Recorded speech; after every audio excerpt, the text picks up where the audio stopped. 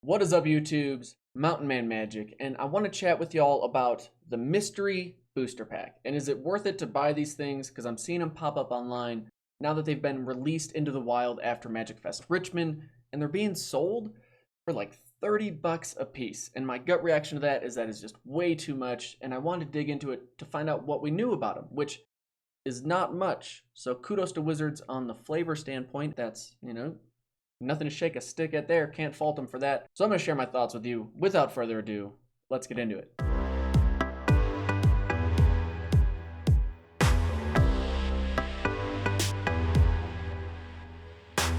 Isn't every pack kind of a mystery pack?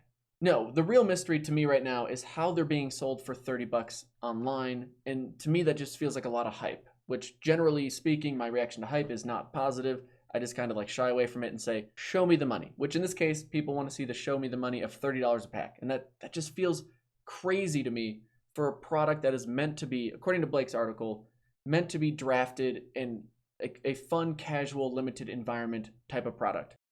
Yeah, okay, so what do we know about this? That's the more important thing. What we do know is that there's a ton of cards that make up this mystery set.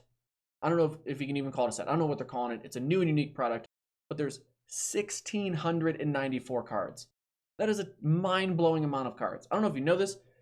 That's a lot of cards. There's also an additional 121 foil cards in the WPN version, which is weird to say because that means that there's two versions, or multiple, but in this case, two versions of the product. There is a WPN version, which will be available in stores starting March 13th, 2020.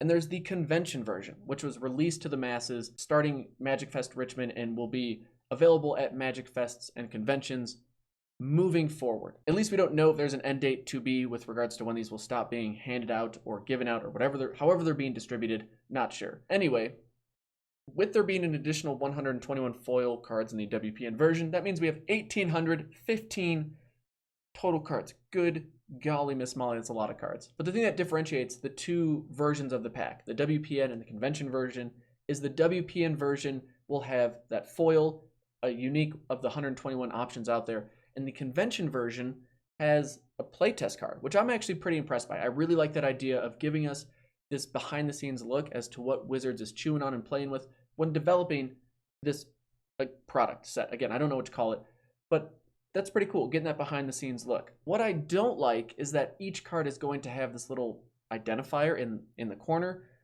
that just says, I'm from a mystery pack. And I don't like that. I don't know exactly why I don't like it. There's just something about it that makes me feel like it's a cheaper version of the card. So, just not a huge fan. I mean, if I play with it in Commander, does anyone really care? No. But, which is probably where it ends up if I play with it at all after the draft. But yeah, there's just something that doesn't feel great about that. And maybe it's because I'm looking at it through the lens of, I got this out of a $30 pack.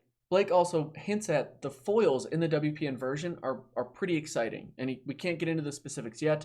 We will have another article from Gavin Verhey later in the week to give us more details, hopefully, around what this set entails.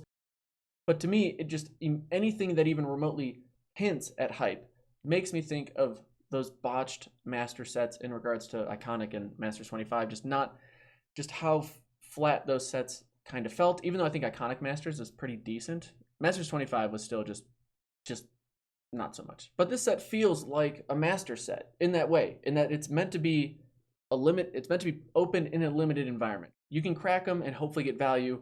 That's definitely not my style when it comes to opening packs. But you're meant to draft it. Would I pay twice as much for this mystery pack as I would for an Ultimate Masters that I'm ultimately hoping to just open in a draft? No. To me, that's not worth it. If I'm going to spend money on a Chaos draft, I'll plug my sponsor. I would go to Card Kingdom's website and get their pre-built Chaos draft box. To me, that seems like a super fun way to spend a night with some friends, cracking that box open. They've got all the awesome packs in there. You can draft the packs, then you draft what's in the packs, and then you play with it.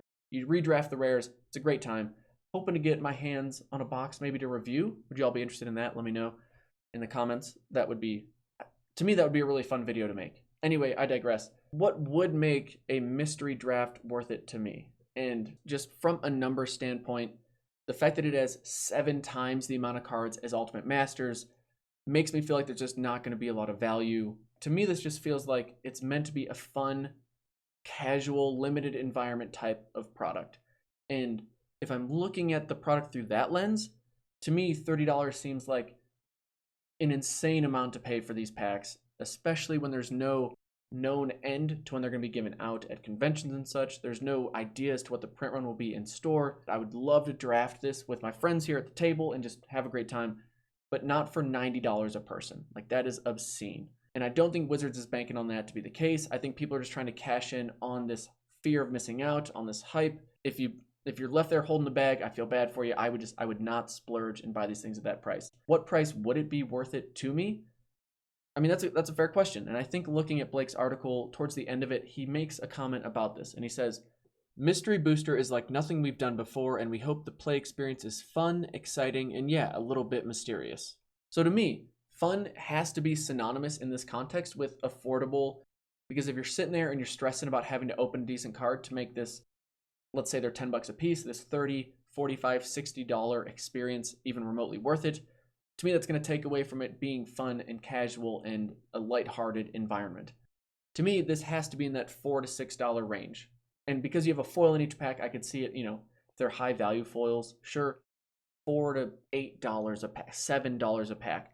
If you're over 10, if you're at 15, even getting remotely close to $20 a pack, to me, I'm not interested. I would do it once just for the experience, but that feels gimmicky to me. That doesn't feel like let's have this fun, casual, throw caution to the wind type of chaos draft when people have to shell out close to $60 to play. Like, that just, again, there's a disconnect there if that ends up being the case. I'm excited to see the draft on Thursday. I'm excited to see Gavin Verhey's additional article just to get some more tangible, quantifiable data around this product. I like that Wizards is just trying new things. I'm never going to fault them for trying something new. I like the fact that we're getting this behind the scenes look with the play testing cards. I think that's awesome. The price that people have thrown out for these things, I think, is really skewed what people are expecting this thing to be. But at the end of the day, I'm hopeful that this product is meant to be affordable, and that if you want to do it, you can do it. There's no fear of missing out, because we're going to have a plethora of opportunities to get our hands on them. That's my end goal. That's my hope. But of course, I'd always like to hear your thoughts. Let me know what you're thinking about these. Do you want to draft this mystery set? Does it seem enticing or interesting to you? Let me know down in the comments. Thank you all for watching. Thank you to my patrons. I'm going to say it every video because y'all are awesome. I can't say it enough, and I've really just appreciated y'all being around and supporting me and supporting the channel. Thank you to Card Kingdom. Definitely check out their Chaos Draft box. I'll put a link in the description. To me, it's one of the coolest custom products. They have multiple of them that you can check out. I'll put a link in the description. But if you like chaos drafting, it saves you a lot of the legwork. It gives you all kinds of awesome packs, and it's a pretty decent value. Like, they put Modern Horizons. It's not just Dragon's Maze. I don't know why. That's the one that always comes to mind of, like, here's a pack to maybe not buy a box of. Is that fair to Dragon's Maze? I've actually never played it. I didn't start back in Magic when Dragon's Maze was around. What am I talking about? That's not the point. Anyway, thank you so much for watching. We'll see you in the next video. Take it easy. Peace.